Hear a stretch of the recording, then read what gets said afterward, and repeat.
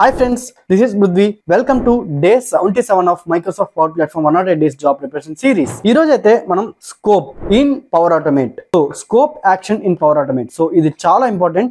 So scope అనేది ఎందుకు use చేస్తామంటే మోస్ట్లీ మనం పవర్ ఆటోమేట్ లో చాలా యాక్షన్స్ ని యూస్ చేస్తూ ఉంటాం. ఫర్ ఎగ్జాంపుల్ మీరు ఒక 300 యాక్షన్స్ యూస్ చేస్తున్నారు అనుకోండి. సో అందులో ఏ ప్రాసెస్ దేనికి రిలేటెడ్ అది చెప్పడానికి మీకు ఇప్పుడు చాలా కన్ఫ్యూజన్ గా ఉంటుంది. అండ్ మీరు ఎవరికైనా షేర్ చేసినా గానీ వాళ్ళకి కానీ అర్థం చేసుకోవడానికి టైం పడుతుంది. అదే మీరు స్కోప్స్ ని కానీ యూస్ చేస్తే మీరు ప్రతి ఒక్క దానికి, సో ఫర్ ఎగ్జాంపుల్ నేను ఈ ప్రాసెస్ కి ఈ స్కోప్ లో నేను అన్ని యాక్షన్స్ ని పెట్టుకుంటా.